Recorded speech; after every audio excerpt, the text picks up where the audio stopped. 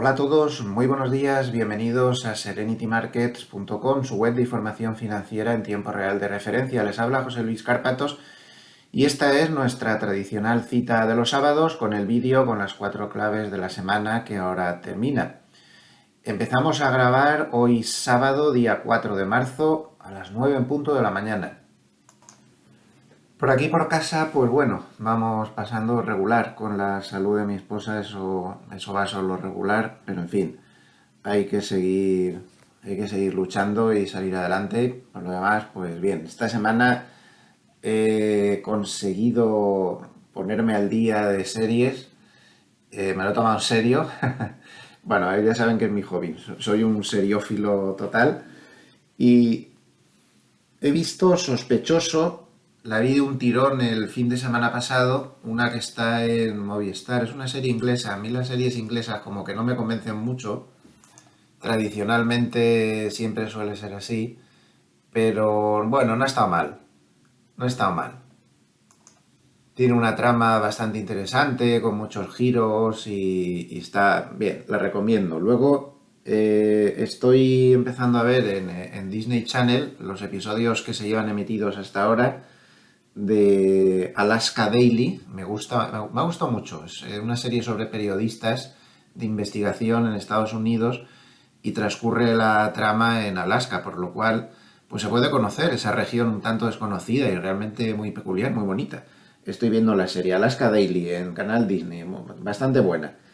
Luego estoy aprovechando que en Netflix aún no me han cortado, que me he dado de baja, no me han terminado de cortar, pues bueno, pues aprovecho mientras y he visto, pues estoy viendo, me queda Entre Vías, una serie española que está en la temporada 2, protagonizada por José Coronado. No es para llevarse 14 premios, pero está bastante aceptable. Coronado hace un papel ahí muy bueno, como casi siempre, y está bastante bien la serie Entre Vías. Y por último, pues sigo viendo cada semana los capítulos de El último de nosotros, The Last of Us, que a mí me parece muy buena. Yo no sé, tiene un montón de críticas, pero a mí me gusta mucho. También tiene gente que la ve bien. Para los que les guste el género zombie, está súper bien y no se pasa demasiado con los zombies. Las de zombie suelen ser muy gores, esta es mucho menos. Se centra más en las tramas, está muy bien hecha, muy buenos efectos especiales con los decorados y la tierra pues así un poco destruida. A mí me gusta, yo no me pierdo ningún capítulo y esta semana pues volveré a ver el que me toca.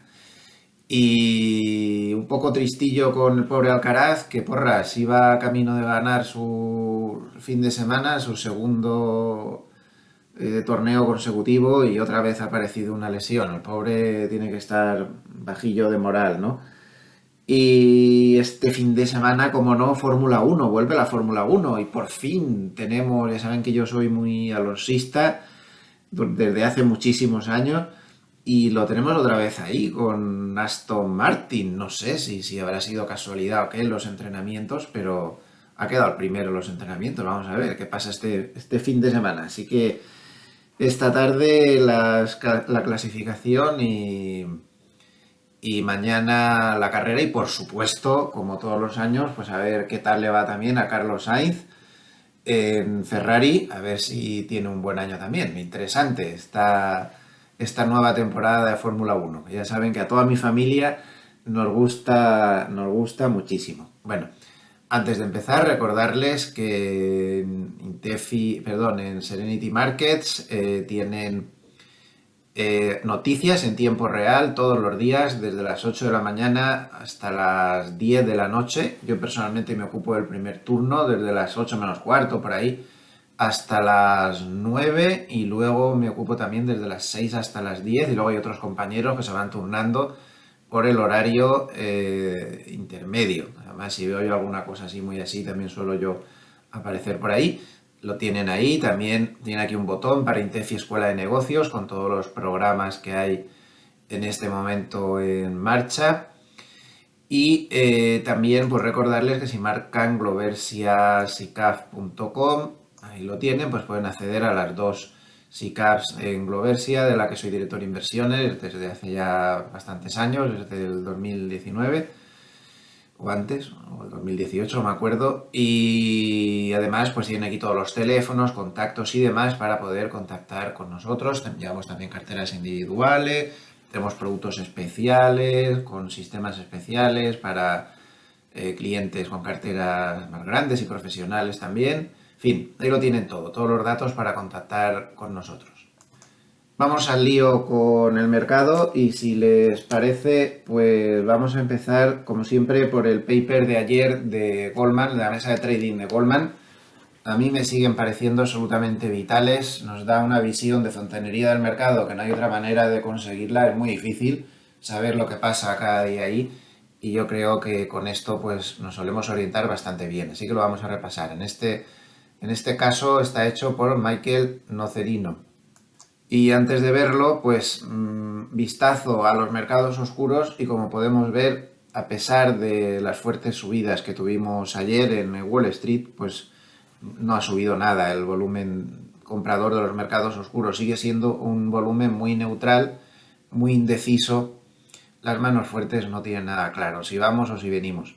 No hay ningún tipo de presión bajista extraordinaria. Esto hay que tenerlo muy claro porque puede dar la sensación por el importante tramo a la baja que ha desarrollado el S&P 500. Puede luego hablaremos de Europa. Están habiendo casos muy diferentes. Europa está muy alcista. Algunos sitios asiáticos también. Y es Estados Unidos el que está totalmente descolgado de los demás. Pero a nivel de Estados Unidos, las subidas de ayer no repercutieron en gran cosa, como vemos. Entonces, a nivel de Estados Unidos, ni hay mucha presión bajista, porque no la hay, ni hay mucha presión alcista tampoco, porque no la hay. Entonces, esto que lo tengamos bastante claro, las manos fuertes están totalmente refugiadas, tengo montones de datos que lo demuestran, tampoco es cuestión de marearlos, pero además recuerdo que intento hacer esto todo lo más en formato podcast que puedo, ya que una muy buena parte de ustedes escuchan el vídeo más que verlo. Por lo tanto, intento que sea válido también como una especie de podcast. No quiero marear con gráficos, pero está archidemostrado que la mano fuerte está dedicándose a hacer intradía con las opciones 0DTE, entre otras cosas. Intradía, están haciendo las manos fuertes, que no es precisamente su operativa más habitual a lo largo de la historia, pero actualmente pues sí que lo están haciendo. Así que es lo que hay. Cuando hacen eso es porque no tienen clara la dirección y están intentando sacar rentabilidad pues de esa manera. Bien, pues nos dice Nocerino que el S&P 500, como ya sabemos, cerró ayer con un 1,61% de subida, lo que le lleva a una subida del 1,9% en la semana. El Nasdaq subió ayer un 2%, y le llevó, dice que claro, los tipos de interés se calmaron, inmediatamente el crecimiento se pone en positivo. Eso es lo que pasó. La rentabilidad del bono americano a 10 años, miren a dónde acabó. Sorpresa. 3,9556. Grandísima sorpresa, porque el día anterior llegó a tocar el 4,09%. Si recuerdan, Harney decía, si rompe el 4%, posiblemente el S&P 500 pierda el 3.800. No lo ha roto, sigue ahí y tampoco se ha equivocado por tanto, porque al final llegó el S&P 500 a 3.900, un poquito más. 100 puntos de distancia de su pronóstico tampoco está tan mal. Dijo el 3.800 para el 8 de marzo, pues bueno, no parece que vaya a llegar, pero se ha quedado a 100 puntos. O sea que más o menos la idea, dijo cortos en 4.200 y que llegaría cerca de 3.800, pues tampoco se ha quedado muy lejos, la verdad. Pero fue decisiva esa corrección que hubo ayer, de nuevo claramente por debajo del 4% en la rentabilidad de los bonos, lo que llevó a que el Nasdaq pues tuviera un buen empujón. Y otra vez por debajo del 4. Mientras no rompa el 4, la bolsa tiene ahí sus posibilidades de grandes rebotes. Al final, el Nasdaq sube en la semana un 2,68%. Aquí hablan de algo importante que pasó ayer, que ha sido otra de las claves de la semana.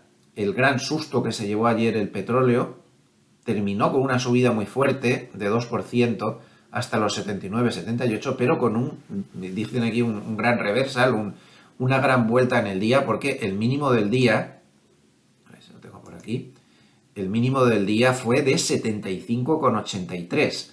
A esa vuelta se refiere. Una vuelta enorme. ¿Por qué? Pues porque a mitad de la jornada surgió el rumor de que Emiratos Árabes se iba a separar de la OPEP. Y eso llevó al petróleo a poco más de 75. Pero posteriormente el gobierno de Emiratos Árabes desmintió que fuera esto real. Entonces inmediatamente subió de 75 hasta el cierre en 79,8. Como decía, los bonos a 3,95. Y aquí primera sorpresa, el MOC. Ya saben que el MOC son las órdenes Market on Close, es decir, órdenes que se dan al cierre para que se ejecuten al cierre. Entonces ahí hay una serie de desequilibrios, unos días predominan los vendedores, los compradores, y con esto te vas haciendo una idea de cómo ha ido el día. Hombre, pues es bastante sorprendente que con un día de subidas tan fuertes hubiera desequilibrio vendedor de 1.000 millones. Muy normal no es, coincide con lo que acabamos de ver en los mercados oscuros, que la subida de ayer no subió el volumen, luego me imagino que habría mucho cierre de cortos por en medio. 9 días vendiendo seguidos el MOC, o sea que como ven, un mercado muy, muy confuso. El VIX ha conseguido volver a bajar de 20 y cerró en 18,53. Y el volumen, pues 12.300 millones de dólares entre todos los mercados de Estados Unidos, un 8% por debajo de la media de 20 días. Vamos a ver algunas cosas más importantes de fontanería de mercado. ¿Quién subió más ayer? Pues miren, el que más subió, la tecnología que no tiene beneficios, con una subida de ayer del 5,88% y en la semana del 7,2%. Pues ya saben lo que hubo, ¿verdad? Mucho cierre de cortos aquí. Valores del Russell 2000 de poca chicha, más 4,46. Valores de bajo beneficio, más 4,19. Los valores que son más favoritos de los particulares, más 4,14. Con muchos cortos, más 3,67. Bueno, pues, en fin, da la sensación que ahí hubo mucho cierre de cortos, ¿no?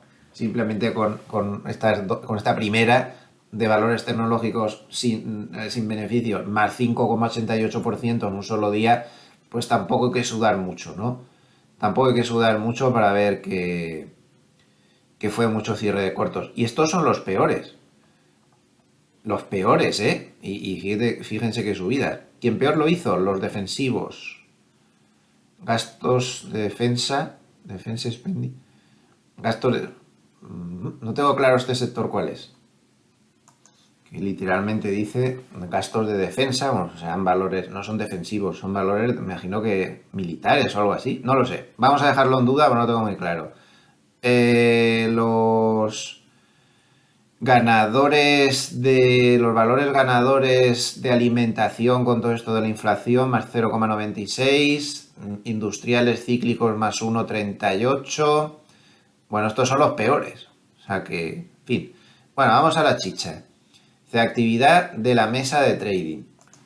Voy a traducirlo aquí con el DeepL para no tener que esforzarnos, porque esta gente, pues como escribe muy así en frasecitas cortas, tampoco el inglés es precisamente mi lengua materna, así que vamos a verlo aquí mejor.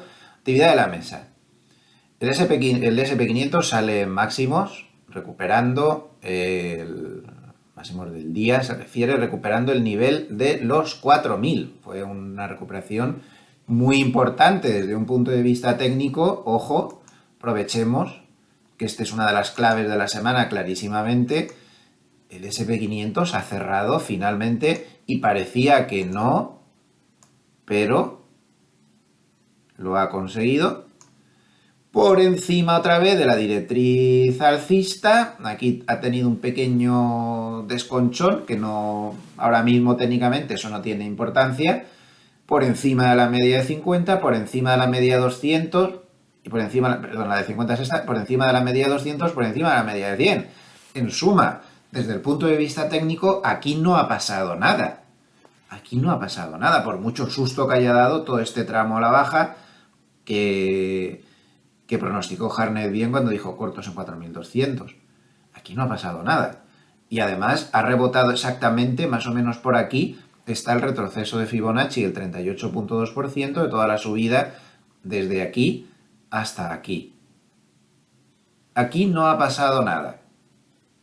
Esto es lo que hay. Si la semana que viene se perdiera este mínimo de aquí, se rompe todo.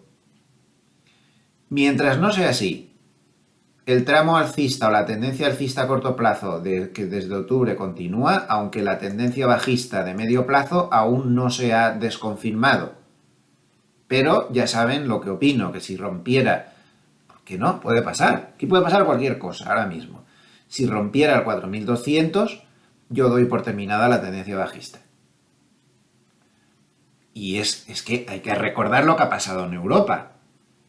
Hay que recordar lo que ha pasado en Europa. O en Reino Unido, que están máximos históricos. Puede pasar aquí también, ¿no? En Europa ya no hay ninguna tendencia bajista. Así que, lo que diga el gráfico. Estados Unidos se ha quedado totalmente rezagado. Creo que es muy importante que no perdamos de vista el tema. Esta subida que se le ha escapado a muchísima gente, pues muy centrados, operadores que se han centrado mucho en el tema macroeconómico, y como la macroeconomía no estaba bien, pues no han seguido el movimiento, pero la bolsa va a su aire, con la macroeconomía aún en trances regulares. Fíjense, o sea, Europa es absolutamente alcista, este es el futuro del Eurostoxx 50. Hace mucho que rompió la media 200, hace mucho que rompió la tendencia bajista y ahora no solo sigue alcista, sino que está rompiendo, está prácticamente confirmando la ruptura de los máximos de antes de la crisis. Otro que tal, otro que está máximos de los máximos. Esto es lo que hay. ¿Por qué no puede pasar en Estados Unidos también? Ha llegado un momento en el cual el análisis global de la bolsa ya no sirve para nada. Tienes que analizar cada bolsa por separado. Esa es una de las claves de la semana importantes. Hay que analizar cada bolsa por separado. Ahora todo depende de cuál es tu sector predominante. ¿Cuál es la bolsa de Europa que más sube? La de Reino Unido. Miren qué barbaridad. Estos son los máximos que dio antes de la crisis, siempre se ha comportado de una manera diferente y ahora ya ni les cuento, o sea, no es que esté en tendencia alcista, es que está en tendencia alcista absoluta y está en subida libre, fíjense. Tendencia alcista absoluta, ¿por qué? Porque tiene mucho sector predominante de minería y de materias primas que se beneficiaron mucho por todo lo que ha pasado, con la inflación y demás. Entonces, están tirando como un tiro. ¿Qué le pasa al Eurostoxx 50? ¿Por qué está tirando tanto los últimos días? Pues, por ejemplo, la reapertura en China, que es otra de las claves de la semana. Aunque estamos con el fondo del paper de Nocerino, voy dando claves de la semana, ¿no? Este nos sirve muy bien el paper para darnos pie a todas estas cosas. Otra de las claves de la semana han sido los buenos datos macro de China. Muy buenos datos macro.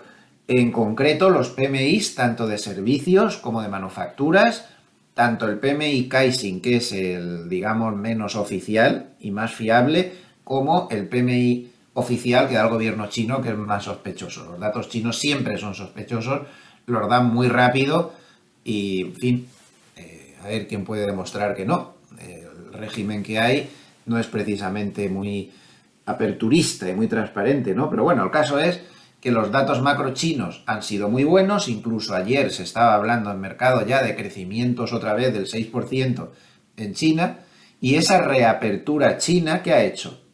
Hacer volar a los sectoriales que más dependen de China en Europa. ¿Y cuáles son esos? Pues miren ayer.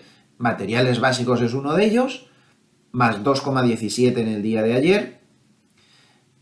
Bolsa de Londres, más 3,59. Bolsa de Londres ayer precisamente no subió, pero ha estado subiendo muchos días que estaba bajando Europa por estos factores. Automoción, más 3,59%. Otro sector, que se ve muy favorecido cuando a China le va bien. Más 3,59%. Sector de lujo, que no está ahí. Otro sector muy favorecido. Claro, ¿qué pasa? El DAX, más 1,75%. Con el sector de automoción, más 3,59%, gracias a la reapertura china.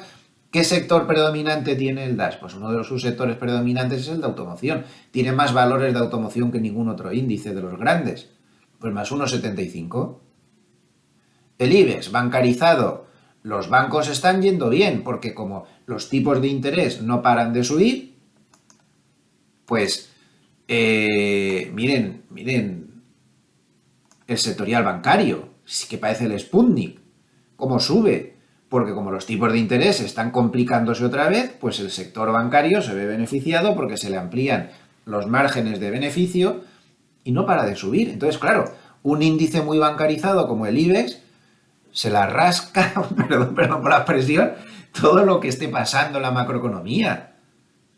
Es que la macroeconomía le va bien para los sectores que hay en ese índice.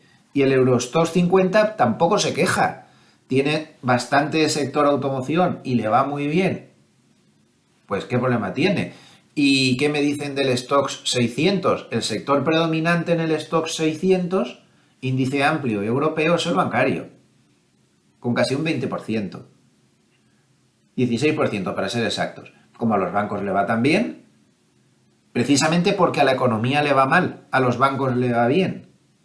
No porque los bancos disfruten porque la economía vaya mal, a ver si se me entiende la metáfora. Como los tipos de interés suben porque la inflación va mal, está muy tensa, pues los bancos suben. Claro, si comparamos el Stoxx 600 con el S&P 500, no hay color. El Stoxx 600 se está comiendo vivo al S&P 500. Miren el gráfico del Stoxx 600 y lo tienen. El Stoxx 600 no ha recuperado como este es un índice amplio que le cuesta más, no ha recuperado aún los mínimos antes de la crisis. En cuanto ya no salimos de índices que no sean tan estrechos, tan dependientes de los sectores, como ven, la historia se suaviza en Europa. Los índices pequeños, 35 valores, 50 valores, son muy dependientes de algunos sectores que están yendo muy bien en Europa, muy mal en Estados Unidos, y le está haciendo daño. Entonces, este índice amplio europeo ya está mucho más lejos de la zona de máximos. Aún le queda un montón, de hecho. Aún le queda un 6%. No, tampoco es tanto, un 6%. Pero no está rompiendo máximos como está rompiendo un índice más pequeño como el Eurostoxx 50 o el IBEX 35. Pero el sector predominante es el bancario y miren qué gráfico. Claro, si lo comparamos con el gráfico del S&P 500, que churro de gráfico, y este está al 6 de máximos y el S&P 500 está al 17% de los máximos. Es una barbaridad de diferencia.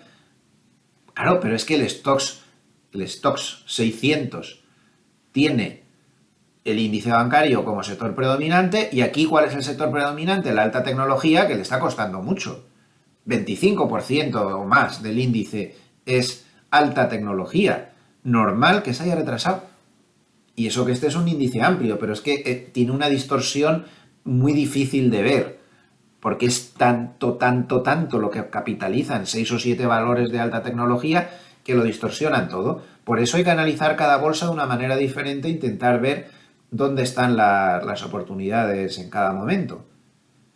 Pero decir que la bolsa sigue bajista es una tropelía, porque miren todos los índices que acabamos de ver.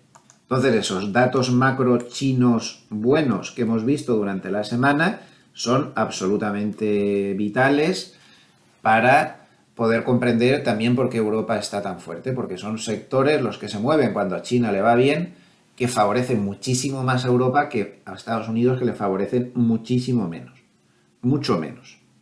Eso es un hecho. Vamos a ver cómo sigue la cuestión, pero da la sensación que desde que China dejó de ser tan estricta respecto a las medidas de control de la epidemia del COVID, pues las cosas están mejorando bastante y como digo, pues ha sido una semana muy caracterizada por este factor. Bien, pues hemos visto ya un montón de claves de la semana. Vamos a seguir repasando el paper. Vámonos al traductor DeepL. Yo siempre les recomiendo este traductor. Es mucho mejor que el del Google automático. Este es muchísimo mejor, el DeepL. Bueno, el SVN tal, la composición, dice, aquí explica un poco lo que pasó ayer. Dice que la composición del ISM de servicios, no lo dice, pero es el de servicios, fue mixta, con aumentos en los componentes de nuevos pedidos y empleo, especialmente atención al empleo, porque el índice de empleo se fue a 54 cuando se esperaba 50, es decir, ampliamente por encima de la expansión. Y el 80% de la economía de Estados Unidos son servicios. Es decir, que el empleo no parece que esté aflojando mucho por este lado. Pero la clave, aquí dice que el componente de actividad empresarial bajó, pero la clave no estuvo ahí. La clave estuvo en la bajada de precios pagados en servicios. Aquí yo discrepo un poco de Nicerino y no estuvo la clave estuvo en la bajada de los precios pagados en este sector de servicios. Miren, aquí tienen el gráfico. Subindicador de precios pagados en el ISM de servicios. Miren qué caída. Es que están a niveles del 2021. Esto fue lo que le dio la esperanza al mercado. El ver cómo en este sector que es mayoritario en la economía, los precios pagados estaban cayendo tanto, cuando precisamente si hay algo que preocupa de la inflación en Estados Unidos ahora mismo es la inflación de los servicios. Entonces, esto fue lo que le devolvió la esperanza al mercado, esta caída tan potente que lleva en los últimos tiempos y que no se frena en los precios pagados dentro del sector de servicios. Seguimos con la traducción. Dice que el SP500 mantuvo la media de 200 a pesar, como ven, la mano fuerte sí mira esto de las medias. Habrá que ponérselas. No hay que ser talibán. Sirve el análisis técnico y sirve el análisis fundamental. Todo sirve. Pero esto hay que ponérselo. Mantuvo la media de 200 y dice, a pesar de las grandes ventas de la comunidad sistemática, a pesar de los datos económicos calientes, es decir, fuertes. Hemos tenido toda la semana, en parte, muchos datos fuertes. A pesar de la subida de los rendimientos de los bonos y a pesar del aumento de las expectativas de endurecimiento por parte de la Reserva Federal. A pesar de todo eso, deja claro Goldman que el SP500 ha resistido. Traducción, no hay una presión bajista real en el mercado. No la hay. Tampoco alcista, pero bajista tampoco. La oferta de los CTAs se está ralentizando, es decir, las ventas, y aquí, bueno, da una serie de datos, y recuerda que los próximos eventos importantes, ojo, y tomemos muy buena nota, estamos hablando de eventos que pueden darle la vuelta al mercado abajo arriba. El día 10 de marzo, el viernes que viene, el dato de empleo normalmente se tendría que haber dado el 3, siempre se da el primer viernes de cada mes, pero este mes se ha trasladado al viernes siguiente, el día 10, y luego el 14 de marzo, atención al dato de IPC. Ahí tenemos la prueba de fuego. Según cómo salga el mercado de estos dos datos, seguramente se va a mantener ya el resto del mes. Ahí tenemos la prueba de fuego. Dice que en la mesa vieron que la sesión terminó con saldo neto comprador por parte tanto de los fondos solo largos como de los hedge fund. Terminaron con saldo comprador, no demasiado espectacular, como ven, los ratios son bajos, pero saldo comprador. En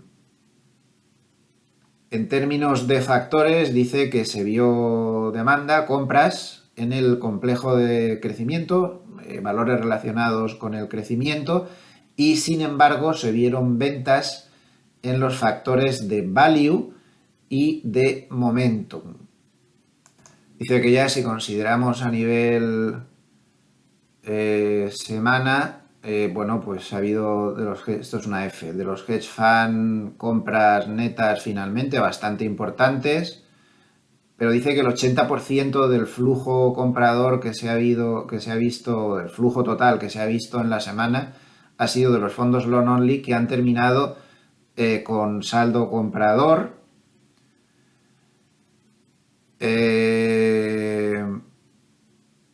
y dice que bajo la superficie se dan los siguientes hechos importantes: demanda para algunos sectores como cuidados de la salud, especialmente los valores farmacéuticos, valores de consumo básico. Recuerden que hay dos consumos: staple, consumo de estantería, consumo discrecional. El discrecional es el no imprescindible y este de staple es el básico. Y materiales. En cambio, ha habido ventas en utilities exclusivamente. Solo ha habido ventas ahí. Y dice que eso sí, que la actividad de la mesa fue de 3 en una escala de 1 a 10. Traducimos el siguiente párrafo y dice: el bono americano a 10 años ha retrocedido por debajo del 4%, lo destacan como un hecho muy importante porque es que es muy importante. La atención se centra ahora en la velocidad del cambio de los tipos, que ha sido muy rápida desde el mes de febrero. Dice que recuerdan que los tipos alcanzaron su máximo en octubre, mientras que el SP500 se recuperaba de los mínimos. La diferencia entonces era que empezábamos a ver progresos en el frente inflación-crecimiento del empleo. Pero el mercado ha hecho un trabajo, dice que bueno, compartimentando la inflación más alta y ese mantra de que más alto durante más tiempo que dice la Reserva Federal en cuanto a los tipos de interés, por lo que cualquier indicio de desinflación de nuevo volvería a dar confianza a los inversores para volver a los activos de riesgo. Bueno, traducido todo este párrafo un poco lioso, lo que viene a decir es que el mercado ha aguantado ya todo lo que tenía que aguantar y que ahora está muy favorable para que si aparecieran datos, el dato de empleo, por ejemplo, y el de IPC 10-14 salieran buenos, lo que opinan es que el mercado puede dar un salto al alza brutal. Y yo así lo creo también. Eso es lo que pretenden transmitir un poco más o menos. Dice que en el flujo semanal tienen la primera compra neta por primera vez en 4 semanas, que los valores individuales han tenido compras netas por octava semana consecutiva, no índice, valores individuales. A ver, más cosas importantes. Dice que respecto a los hedge funds ha habido compras netas en tecnología de la información y ventas netas en sector financiero, y es la octava semana consecutiva en las que venden este sector. Este párrafo también es interesante porque indica lo tremendo que es el trading que hacen en las opciones 0 DTE. Es tremendo, ahí hay un volumen impresionante. Y aquí ponen un gráfico en negro del total de las opciones, qué parte es de estas a vencimiento del mismo día. Como ven, es muchísimo, es muchísimo. Y aquí ponen un gráfico de los ADR chinos que están empezando a animarse otra vez. Habían tenido una corrección, pero están otra vez funcionando bien. Es un sector al que se le está prestando mucha atención por parte de Goldman. Y atención a este gráfico, que es muy interesante porque es el gráfico del petróleo. Y miren en qué lateral se ha metido. Tenemos que estar muy atentos. Ellos ya lo están viendo. La mano fuerte lo está viendo. Ojo si este lateral se rompe hacia arriba o hacia abajo, porque da la sensación de que podemos tener un movimiento de continuación bastante fuerte. Y nada más por parte de este paper, que nos ha venido súper bien para poder centrarnos un poco en darnos pie, ¿no? Para ver bastantes claves de la semana. Vamos a pasar a otras claves. Hay mucho debate sobre esta semana. Otra de las claves ha sido que ha habido mucho debate sobre ese dato tan extraordinario de empleo que se dio el mes anterior. E incluso Waller, de la Reserva Federal, llegó a decir lo que todos pensamos, que el dato estaba un poco distorsionado posiblemente porque este enero en Estados Unidos había sido el más cálido el tercero más cálido, para ser exacto, de los últimos 50 años, y por lo tanto se había desarrollado una actividad inusual en el mes de enero, donde se suele frenar por culpa del tiempo más frío, algo que no ha sucedido en febrero. Entonces, yo además añadiría la posible distorsión de quizá un exceso en el ajuste. No se tiene claro si esos datos de empleo van a continuar tan fuertes. Entonces, ayer se estaba manejando mucho este gráfico en el que se ve que aunque el paro semanal continúa muy bajo, que sería la línea negra, continúa realmente bajo, sube, pero está muy bajo. Si nos vamos a los despidos corporativos que calcula la compañía privada Challenger Gray en Christmas, que es la línea azul, como podemos ver, esto es un promedio de 3 meses, es decir, que no es un dato de aquí te pillo, aquí te mato. Como pueden ver, la tendencia de despidos corporativos es tremendamente fuerte al alza, muy fuertemente al alza. De hecho, tenemos el mayor número de despidos corporativos. Si hacemos abstracción de los despidos del COVID, pasó lo que pasó, desde el año 2005. Ni siquiera en la gran crisis del 2008 se habían visto tantos despidos corporativos. Esto es una nota discordante respecto a esa consideración de que el mercado laboral está tan fuerte. Hay mucho debate sobre esto y hay que tenerlo en cuenta. Otra de las críticas que se está haciendo al dato de empleo es esta. El dato de empleo en Estados Unidos, como hemos debatido muchas veces, no se calcula yendo a las oficinas del paro de Estados Unidos a que les digan exactamente cuántos parados hay y cuántos empleos ha creado. No, se calcula con una encuesta que se manda a la gente y a las empresas. Y entonces contestan a esa encuesta. Claro, ¿dónde está el problema? En que si se fijan, en las encuestas que usan para calcular los datos, y no solo los de empleo, sino también el IPC y otras cuestiones, la gente está claramente en una tendencia a no contestar las encuestas. Todas las encuestas que se hacen tenían tasas muy altas, pero que se están desplomando con el paso del tiempo. Van bajando, y es una tendencia irrefrenable. Entonces, claro, estamos calculando datos muy importantes, como el dato de empleo, como el dato y otra serie de datos, con un nivel de contestación de las respuestas, de las encuestas, muy bajo. Muy bajo. Hay algunas encuestas que en el año 2013 las contestaba el 75% de la gente y ahora las contestan el 55%. O otras que contestaban casi el 60% y ahora contestan no llega ni al 40%. ¿Y el resto qué? Algunos piensan que empiezan a ser muestras demasiado flojas respecto a la realidad, este sistema de usar encuestas para calcular los datos. Otra de las claves de la semana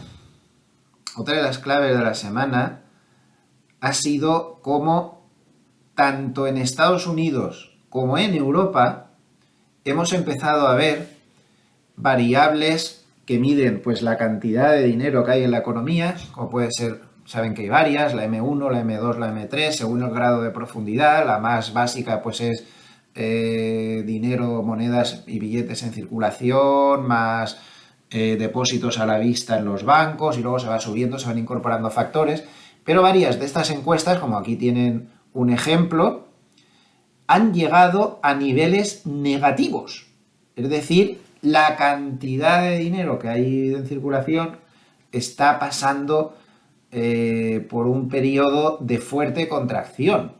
Eso es lo que querían los bancos centrales. Aquí tienen otro ejemplo en un gráfico más elaborado con la M2 en cambio interanual desde 1960. Como pueden ver, por primera vez desde entonces pasa también a negativo, algo que no se había visto. Y en Europa no es este gráfico, pero en Europa pues ha pasado lo mismo. La M1 en concreto, que sería el indicador más básico de este tipo de medidas, pues también ha pasado a negativo. Todo esto ha llamado mucho la atención a los analistas durante la semana, ese factor de que, bueno, pues se está contrayendo la cantidad de dinero que hay en la economía, que es lo que querían a fin de cuentas los bancos centrales, de una manera bastante notable. Y otra de las claves de la semana, aunque ya la hemos apuntado antes, hay que volver sobre ella, pues ha sido el fortísimo incremento de la tensión en los bonos. Los bonos las han pasado moradas. Ha habido algo de recuperación, especialmente en los bonos americanos, hacia la última sesión, pero miren el boom alemán. Es que volvemos al 2022. Parecía que ya había terminado la mayor caída de la historia en los mercados de bonos, en concreto en Estados Unidos la mayor caída desde el siglo XVIII, ya lo hemos comentado muchas veces y Hartnett lo ha comentado muchas veces. Bueno, pues volvemos a lo mismo, estamos otra vez en 2022. Evidentemente, durante la semana, pues los datos macro que han ido saliendo, sobre todo los de inflación, tanto en la zona euro como en Estados Unidos, pues han sido más fuertes de lo esperado. Ayer tuvimos el primer rayo de esperanza con el dato de precios de producción en la eurozona, que por fin fue el primer dato inflacionista en algún sitio que se moderaba, pasó a 14% desde el 25%, pero todos los demás han sido demoledores. Dato que salía relativo a la inflación, palo. Claro, la reacción de los bonos, pues ya la ven. La tasa terminal, durante toda la semana ha habido comentarios de subida de previsión de la tasa terminal, los swaps y los derivados monetarios que miden todas estas cosas se han ido mucho más arriba. Ahora mismo hay muchísima gente que está ya pronosticando una tasa terminal y los derivados monetarios también lo confirman del 4% en Europa. No hace mucho, si recuerdan, que se hablaba de un 3%. Ya vamos por un 4%. En Estados Unidos los derivados monetarios están descontando un 3,5% aún, pero con mucha tensión y con muchas voces discrepantes. Un 5,5%. Pero hay quien dice 5,75%, Nomura por ejemplo lo dice, o hay quien piensa, y yo también, que no se puede descartar que si la inflación no corrige, que pudiéramos llegar incluso al 6%. El caso es que los mercados se han tenido que adaptar en muy pocos días a una nueva situación diferente, a una inflación más recalcitrante, más pegajosa de lo que se pensaba. Recuerden que era el escenario más probable que nos daba el ERIAN, que lo analizamos en este mismo vídeo de la semana pasada. El escenario más probable era precisamente una inflación pegajosa. Bueno, pues ahí la tenemos. Entonces los mercados de bonos las han pasado canutas y el bono alemán pues ha perdido incluso los niveles de 2022 que ya parecían tremendos, ¿no? Pues aún así ha bajado más aún. Si ponemos el gráfico de semanas, porque en gráfico de días ya no se ve nada de tanta caída, vemos que por fin llega a un soporte cuantitativo. De momento solo cuantitativo. Y ahí lo tenemos en esta zona verde. Mucha gente me pregunta, ¿y los puntitos estos del sistema SAR funcionan para semana? Pues a ver, no es que sea el descubrimiento de la sopa de ajo, pero no va mal. Lo más aconsejable es tomarlo siempre a favor de tendencia. Entonces, pues bueno, pues aquí ya cuando se pierde la media de 200 se le puede empezar a hacer caso a los puntitos rojos. Aquí hay un posible cierre, no cambio porque va contra tendencia, salvo que esté muy lejos de las medias, y aquí pues vuelve a retomar la tendencia bajista. Como ahí sí que va a nivel diario, pues también no es, ya digo, no es que sea el sistema perfecto, pero no va mal. Pues aquí te da un corto a favor de tendencia y aquí te hace lo comido por lo servido y aquí pues te ha vuelto a dar otro corto. Lo que pasa que lo recomendable es combinar esto con algo más, porque quizás sea demasiado sencillo, pero más o menos ahí estamos, dando cortos sin parar. Y aquí en este otro gráfico lo que vemos son las rentabilidades. Entonces miren qué subidón de las rentabilidades de los bonos a 2 años de todo el mundo. Los alemanes están en verde y todo esto en muy pocos días, en apenas un mes. En verde los alemanes, en azul los de Reino Unido, en negro los americanos, los peores de todo, en marrón los de Canadá, en rojo los de Australia. Nadie se ha librado de esta. El subidón, dibuja aquí el autor con un cohete y todo aquí, el subidón de las rentabilidades de los bonos, eso es una realidad. y que parece que ha llegado para quedarse. Esto va a costar más de lo que parecía. Y no digamos nada del Euribor a 12 meses. Esto sí que es preocupante. Este gráfico es de @conbarro, una cuenta de Twitter que recomiendo muy encarecidamente seguir porque publica muy buenos datos macro, muy bien analizados. Bueno, esto sigue subiendo, esto está tomado, me parece que a mitad de semana, aún subió algo más. Esto es una barbaridad. Para que se hagan una idea, esto es como un arma de destrucción masiva para, por ejemplo, la economía española, que tiene una grandísima parte de las hipotecas a tipo variable. Esta subida tan brutal del Euribor en tan poco tiempo puede llevar a que, por ejemplo, pues vamos a poner una persona que se comprara una casa de 300.000 euros hace algo más de 10-15 años y pidiera hipoteca por lo máximo que te daban entonces de hipoteca y tiene una cuota de 1.300 euros, por ejemplo. Con esa cuota de 1.300 euros le va a subir tranquilamente a cerca de 2.000 en cuanto le hagan la revisión. ¿Quién puede soportar eso? A nivel más modesto da igual, una economía que vaya muy justa, una economía doméstica que vaya muy justa, una familia que esté pagando, yo qué sé, 800 euros al mes de hipoteca y ahora le sube de 800 a 1.200, no sé si somos conscientes de la capacidad de detracción de consumo y por lo tanto de hacerle mucho daño a la economía que tiene este tema de las hipotecas. Es demoledor. Es demoledor. Son unos pagos entre lo que ha subido la factura de la luz, entre lo que han subido los precios de los alimentos y de todo, y lo que va a subir la hipoteca mensual, es que hay muchas economías domésticas que se están empobreciendo de una manera muy notable. Muy notable. Es un factor macroeconómico muy preocupante, no tanto para los mercados como para la vida de la gente, que al final de cuentas es lo que importa. Cuidado con esto. Bueno, por poner un rayo de esperanza en esta masacre que estamos volviendo a tener con los bonos, me gustó mucho este gráfico que se publicó ayer. Aquí debajo tienen la fuente del gráfico. Es muy interesante. Fíjense qué curioso.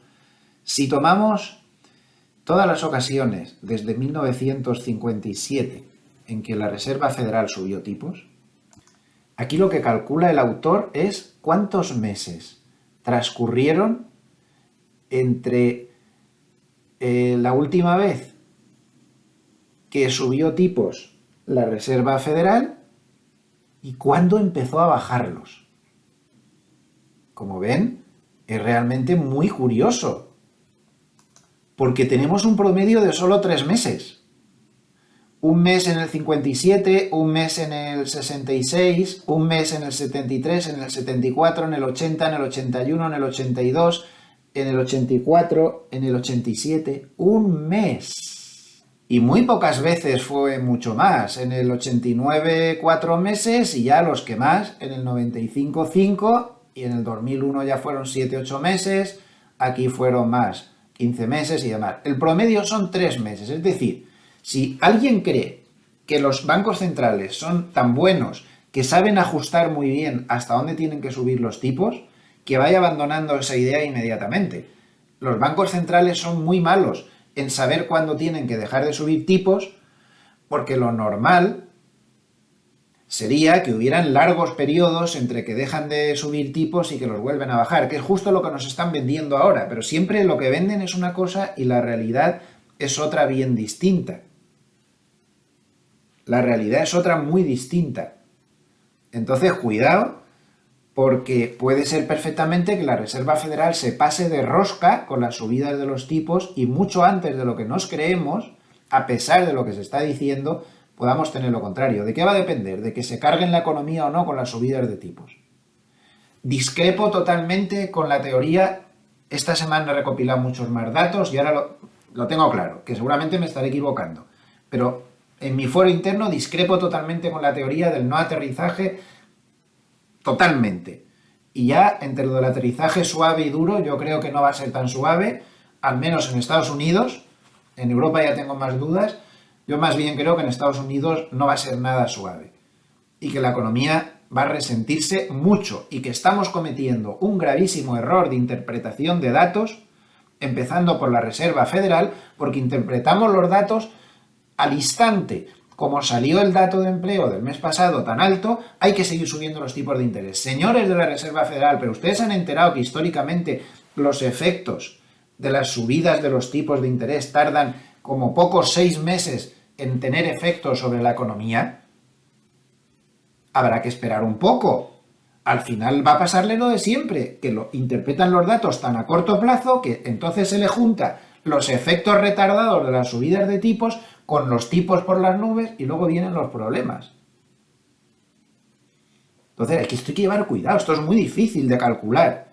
No vale ser una especie de cajero automático, tú me metes inflación, yo te subo los tipos. Tranquilo, espérate, es que aún no se han notado los tipos, el aumento de tipos, el efecto de la economía.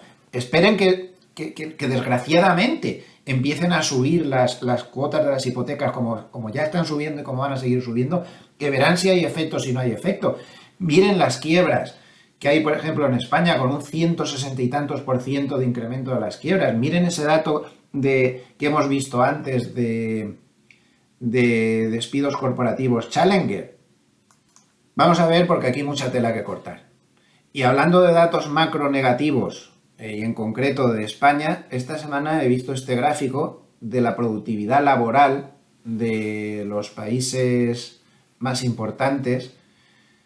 Está muy retrasado, no he conseguido datos actualizados, el último dato está 2021, pero fíjense, productividad laboral es el Producto Interior Bruto por hora trabajada a precios corrientes y en paridad de poder adquisitivo. Esto está calculado bajo la modalidad de paridad de poder adquisitivo.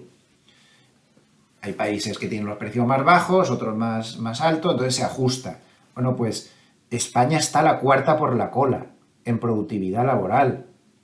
La cuarta por la cola, muy por debajo del promedio de la Unión Europea. Y fíjense la productividad laboral de algunos países, como Estados Unidos, de 59,64 a 84,99, de Suiza 84,94, de Alemania 80,58. Ahí, Houston, tenemos un problema bastante serio. Creía que no tenía este gráfico y antes no se lo he mostrado, pero vuelvo un poco hacia atrás y sí que se lo muestro. Este es el gráfico que esta semana ha tenido mucha repercusión entre los operadores de la evolución de la tasa de crecimiento de la M1, la más básica, de dinero en circulación. Como ven, desde que existe la zona euro, incluso desde antes, nunca había pasado esto. En negativo. Tasa de crecimiento negativo. Ahí queda. Interanual, ¿eh?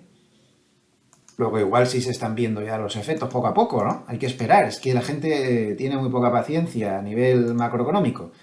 Durante la semana también ha tenido mucha repercusión el hecho de que Goldman ha hecho pronósticos sobre el S&P 500 bajo dos escenarios.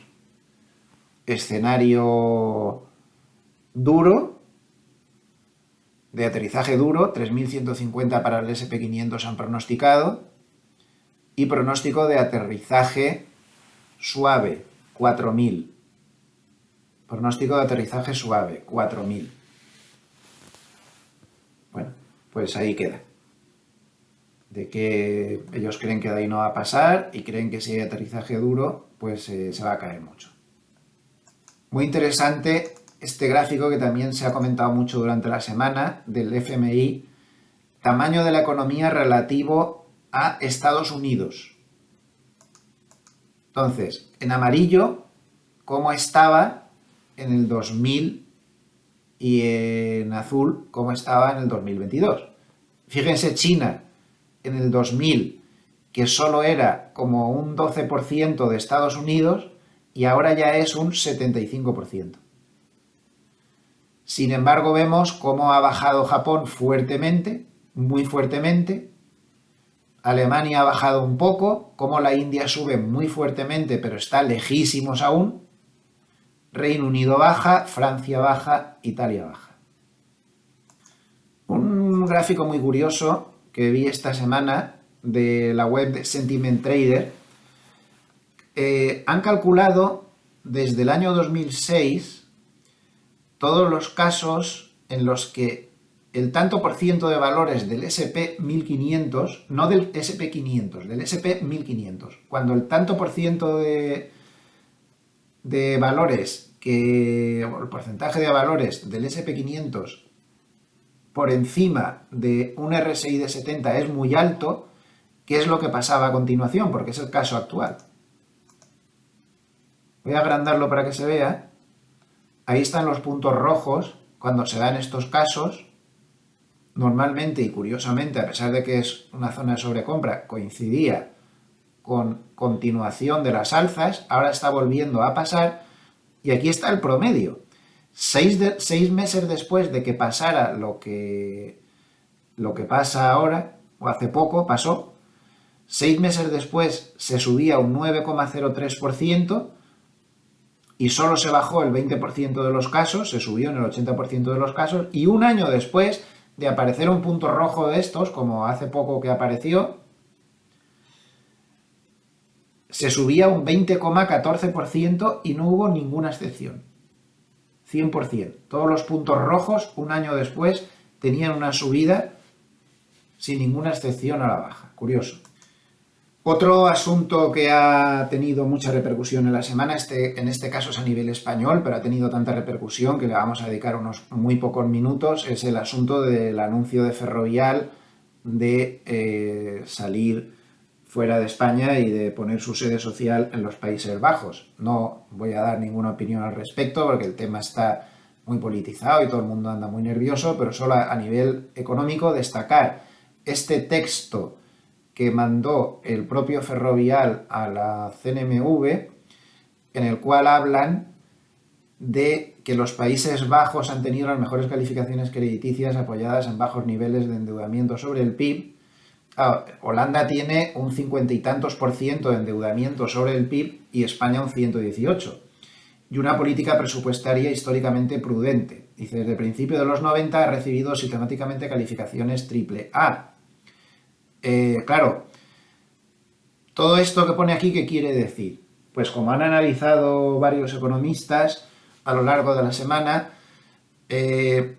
si tú pides financiación, el rating que tiene el país te favorece. Si es un rating muy bajo, tú estás en un país que tenga un rating muy bajo de W o algo así, a las compañías no les dan un rating más alto que al Estado, eso es muy difícil. Entonces, si tú estás en un país con el rating más alto, y Holanda lo tiene mucho más alto que el de España, te es más favorable para que te puedan dar financiación. Hay fondos que de hecho no entran en empresas de países que no tengan muy alta calificación. Esto es un factor a tener en cuenta. Y luego, pues una opinión mía muy personal en todo este tema de Ferrovial, que ya digo, no doy ninguna opinión, ni a favor ni en contra, cada uno que decida. Se ha politizado mucho el tema y mucha tensión al respecto, pero yo sí que quería dar mi opinión absolutamente personal y que seguramente estará equivocada respecto a un tema. Se ha hablado mucho en la prensa de que si Ferrovial había sugerido que había inseguridad jurídica en España o no. No creo que la compañía lo dijera tan claramente, pero puede que sí que lo haya sugerido, no lo sé. Me da igual, insisto, no valoro si la salida es correcta o no. Pero sí que me gustaría dar mi opinión personal, que la he dado 1000 veces, todos los oyentes de estos vídeos la recordarán, sobre si hay inseguridad jurídica o no en España. Y lo digo como empresario que soy también. Vamos a ver. Desde un punto de vista del sentido común, yo creo que muy normal el hecho de que si yo ahora me voy de vacaciones, llega un tipo de una mafia, o no es de una mafia, no lo sé, pero de las mafias también entran, tira la patada a mi puerta, se mete dentro, yo quedo condenado a vivir en el coche como no tenga otra casa, mientras el que está dentro está viviendo en mi casa sin que le eche nadie, y como se me ocurra no pagar los recibos del agua y de la luz, al que me detienen es a mí por haberle acosado al que está dentro, hombre, mucha seguridad jurídica yo creo que no hay, ¿verdad? Si yo como empresario, tengo una persona que no me paga, yo tengo que ponerle una demanda. ¿Saben ustedes lo que tarda una demanda, un juicio monitorio, que es el proceso que hay que seguir cuando alguien no te paga? Pues primero tienes que poner el juicio monitorio. El juicio monitorio, que ya tarda de por sí un montón de tiempo, no mucho. Si tienes suerte, te salen...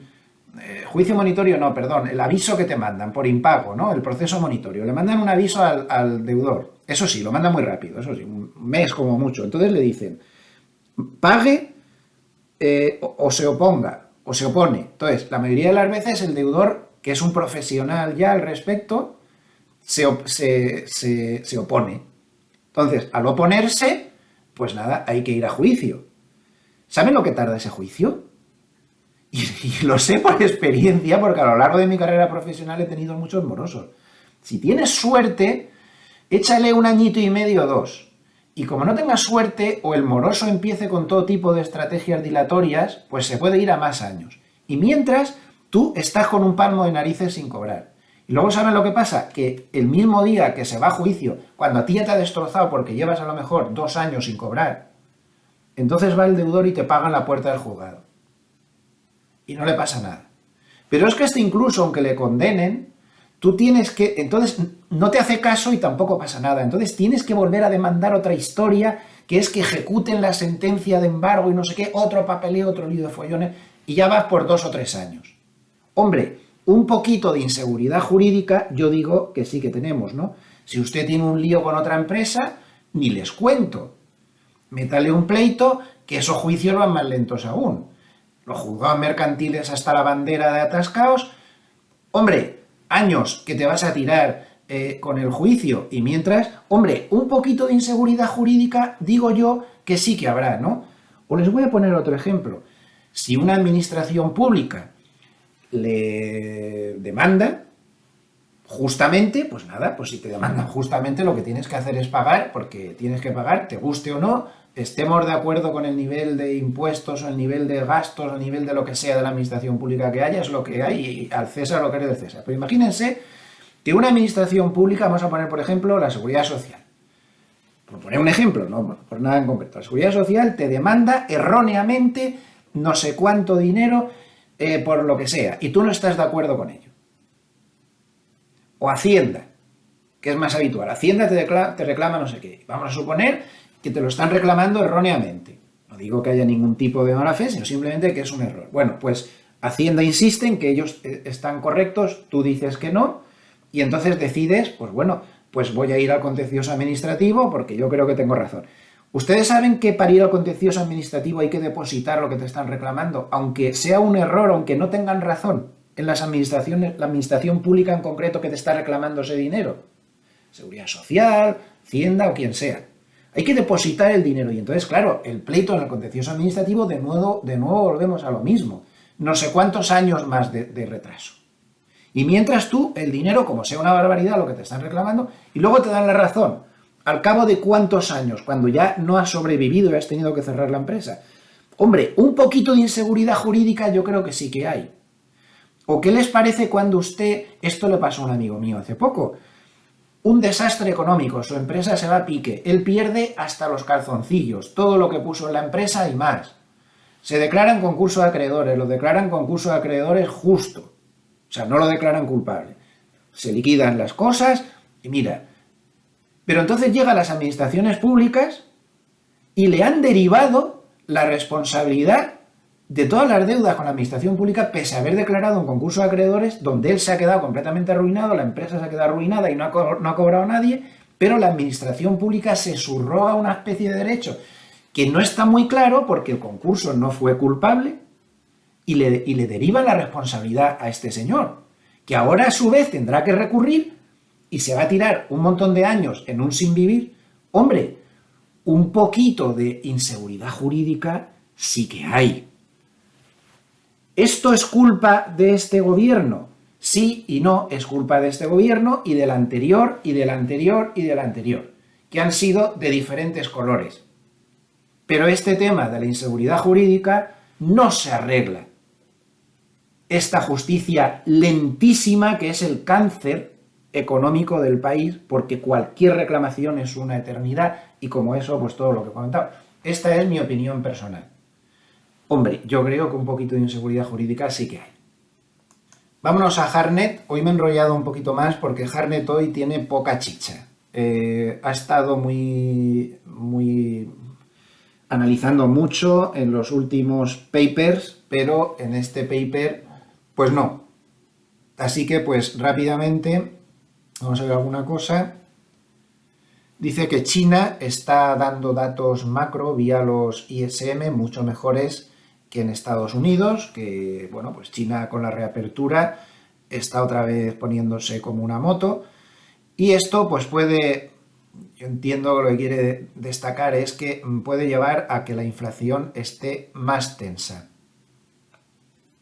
Los flujos semanales, pues tenemos una fortísima entrada de dinero en cash de 68.100 millones de dólares.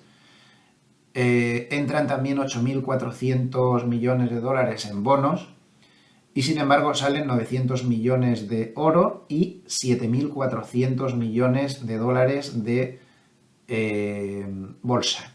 Miren qué gráfico más interesante, cómo destaca Harnett que los préstamos hipotecarios que se están pidiendo para comprar viviendas en Estados Unidos debido a la fortísima subida de los tipos de interés, miren en qué nivel están. En los menores niveles desde el año 1995. ¿Ven cómo sí está la subida de tipos de interés empezando a hacer mucho daño a la economía? Lo que pasa es que hay que dar más tiempo. Pero este es un ejemplo muy claro. Lo que pasa en Estados Unidos suele pasar luego en Europa al cabo de un año y medio o de 2 años, así que estemos atentos. Su indicador Bullenberg no se mueve mucho, ha subido un poquito de 4,2 a 4,3 y sigue en esa zona neutral que no indica ni recomendación de compra ni recomendación de venta. Dice que la entrada de dinero en bonos del Tesoro de Estados Unidos en lo que va de año es la más fuerte desde el año 2004, que está entrando mucho dinero en los bonos corporativos con grado de inversión y sin embargo está saliendo dinero de los bonos de alta rentabilidad, con la mayor salida de dinero en estas 3 últimas semanas desde septiembre del 2022. En Estados Unidos, segunda semana de salidas. Y no dice mucho más. Esta semana ya digo que se la ha tomado de descanso después de los últimos pronósticos que hizo. Habrá que esperar a la semana que viene para que sea más locuaz. Destacaría por último pues este interesante gráfico, que ya lo he publicado alguna vez, pero es realmente curioso. Dice que recientemente hemos visto los tipos de interés más bajos en 5.000 años. Y efectivamente, aquí tienen el gráfico. Desde el año 3000 antes de Cristo, en aquella época los tipos de interés estaban casi al 20%, por cierto, ¿no? Y luego, pues aquí está a lo largo de la historia. La crisis la crisis inflacionista de los 70, como podemos ver, no tuvo parangón en la historia, nunca había pasado nada de eso desde el 3000 antes de Cristo, que no sé qué tipos de interés eran esos, ¿no? Pero si él lo pone, ahí estarían. Pues no tiene parangón y en este momento los tipos de interés están muy lejos, ¿no?, de donde llegaron en aquella crisis, pero están subiendo bastante, pero vienen de un nivel muy bajo, que es lo que él quiere destacar. Una estadística muy curiosa y que me ha parecido muy relevante: el SP500 ha estado muchos días por encima de la media de 200. Vemos aquí, muchos días. En una tendencia aún de fondo bajista, ¿no? Pues volvamos al gráfico. Bien, pues han descubierto que si nos vamos a 1950, cuando el SP500 estaba en tendencia bajista, como es el caso actual, y permanecía durante tantos días como está permaneciendo ahora por encima de la media de 200, ya se habían visto los mínimos de la tendencia bajista secular. Pues puede ser perfectamente que esos mínimos de octubre ya no se vuelvan a romper. Esos mínimos que tenemos aquí en 3.532, puede ser. Lo dejamos aquí, que ya estamos en tiempo. recordarles que todo lo que he dicho no son más que mis modestísimas opiniones, que yo no soy nadie, no me hagan ningún caso, ustedes hagan su propio análisis, que es el único que vale. Y recuerden también que nada de lo que se ha comentado aquí constituye una recomendación bajo ningún concepto. Si les ha gustado este vídeo, pues les agradecería mucho si se pueden suscribir al canal o darnos un like para mejor posicionamiento en YouTube. No me queda más que desearles muy buen fin de semana y nos vemos, si les parece bien, pues el lunes sobre las 8:30 con el vídeo de apertura. Igual un poquito antes porque estoy viendo en el calendario que a las 9 tengo dentista. Así que intentaré grabarlo un poquito antes, ese vídeo del lunes. Uy, qué horror, a mí me dan pánico esas cosas. Pero bueno, no queda otra. Pues lo dicho, nos vemos el lunes, muy buen fin de semana y muchísimas gracias a todos por estar una semana más ahí después de tantísimos años aguantando a este pesado. Eso tiene mucho mérito por su parte. Muchísimas gracias. Hasta pronto.